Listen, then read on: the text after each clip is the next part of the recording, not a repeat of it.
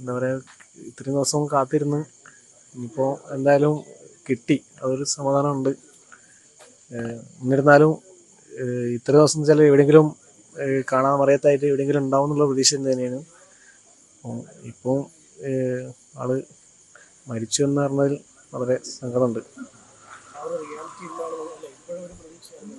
അതുവരെ ഇന്ന് ഉച്ച വരെ നല്ല പ്രതീക്ഷ തന്നെയായിരുന്നു. അതായത് പ്രതീക്ഷ എന്ന് പറഞ്ഞാൽ എവിടെയെങ്കിലും അത് അതിൻ്റെ ഉള്ളിൽ അകപ്പെട്ടിരിക്കുന്നതല്ല, എവിടെയെങ്കിലും പോയി പെടട്ടെ എന്നുള്ളതായിരുന്നു ഇതുവരെ മനസ്സിൽ ഉച്ചവരെ കരുതിയത്.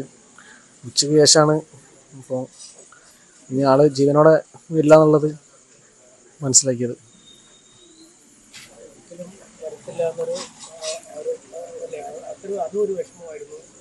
അതെ, എന്ത് പറഞ്ഞു കഴിഞ്ഞാലും നമുക്ക് ഇവിടെ നാടിന് തീരാ ഒരു നഷ്ടമാണ്. കാരണം നല്ലൊരു ചെറുപ്പക്കാരനായിരുന്നു. പിന്നെ അതിനപ്പുറം നമ്മുടെ സുഹൃത്തായിരുന്നു.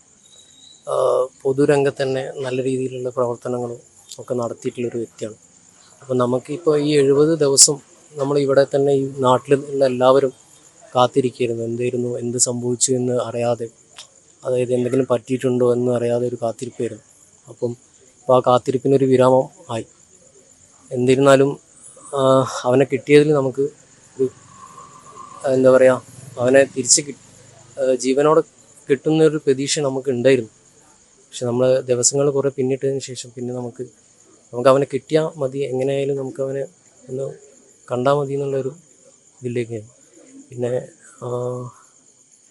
എന്തായാലും നമുക്ക് ഒരു നഷ്ടമാണ് നമ്മുടെ ഈ കണ്ണാടിക്കലിന് നല്ലൊരു നഷ്ടമാണ്. അതെ തീർച്ചയായിട്ടും. കാരണം എന്താ വെച്ച് കഴിഞ്ഞാൽ ആളെ സംബന്ധിച്ചിടത്തോളം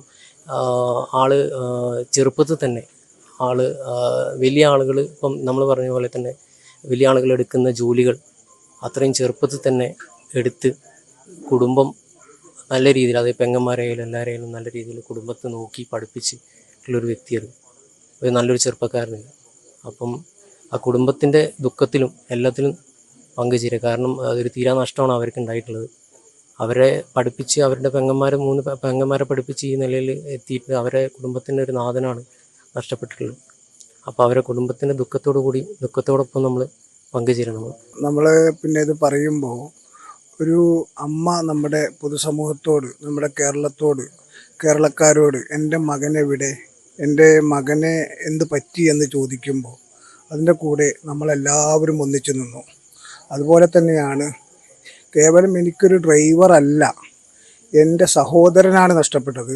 എൻ്റെ സഹോദരനെ എനിക്ക് കാണണം, എനിക്ക് ലഭിക്കണം എന്നാണ് മനാഫിൻ്റെ തീരുമാനം ഉണ്ടായിരുന്നത്. കഴിഞ്ഞ 2 ദിവസമായിട്ട് ആക്ഷൻ കമ്മിറ്റിയുടെ ഭാരവാഹികൾ അവിടെയായിരുന്നു, ഷിരൂരിലായിട്ടുണ്ടായിരുന്നത്. അപ്പോൾ മനാഫിനോട് പല ഘട്ടങ്ങളിൽ സംസാരിക്കുന്ന സമയത്തും ജിതിനെ കണ്ട് സംസാരിക്കുന്ന സമയത്തും മനാഫ് നമ്മളോട് കൂടുതൽ പറഞ്ഞത് അവൻ്റെ ലോറിയെക്കുറിച്ചല്ല, അവന് എൻ്റെ സഹോദരനെ എനിക്ക് തിരിച്ചു കിട്ടണം, അതിന് ഞാൻ ഏതറ്റം വരെയും പോകും എന്നാണ്. അത് നമുക്ക് ചിന്തിക്കുന്നതിൽ അപ്പുറമാണ്. മനാഫിൻ്റെ താമസ സ്ഥലത്താണ് ഞാനും താമസിച്ചിരുന്നത്. അപ്പോൾ എത്രയോ ഇടുങ്ങിയ ഒരു റൂമിൽ നമ്മൾ വിചാരിക്കും മനാഫ് ലോറി ഉടമ എന്ന് കേൾക്കുമ്പോൾ വലിയൊരു പണക്കാരനാണ് എന്നുള്ള രീതിയിൽ നമുക്ക് തോന്നും.